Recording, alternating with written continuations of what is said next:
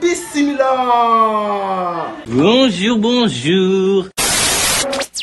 Chers amis, chers fans, vous qui me regardez à travers le Sénégal et en Afrique et dans le monde, je disais tout à l'heure que c'est avec beaucoup de tristesse que je viens vous annoncer mon retrait pour un moment de la scène musicale. Non, vraiment.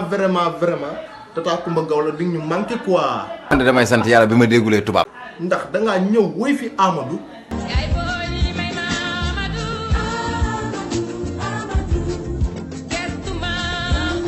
toj ko. ñu defoon ne pare nga ak ñun nga ñëw woy fi Seydou Soir. waaye Seydou Soir c'est chaud. toj ko. ñu foogoon ne fa ngay yem nga tegal ñu ci kuy fëgg.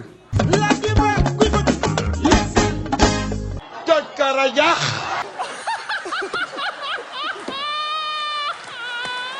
kon Tata Coumba Gawlo musique sénégalaise yaa fi mën waay. bravo. booy yaa ngi exagéré de. mais Tata mbaa feebar bi du yàgg rek. toog ab diir daal. xanaa kon lenge yi jaw këccëg nga ko fas yéenee jox. ah jaw xale bu baax la nag man je l'aime bien. man lan lay dégg ni Tata Coumba Gawlo mu ne jaw je l'aime bien. loolu la wax. ba yabaate rek booy bi dañ ko war a dóor ba mu dee. may naa ko bébé may naa ko booyu ndaw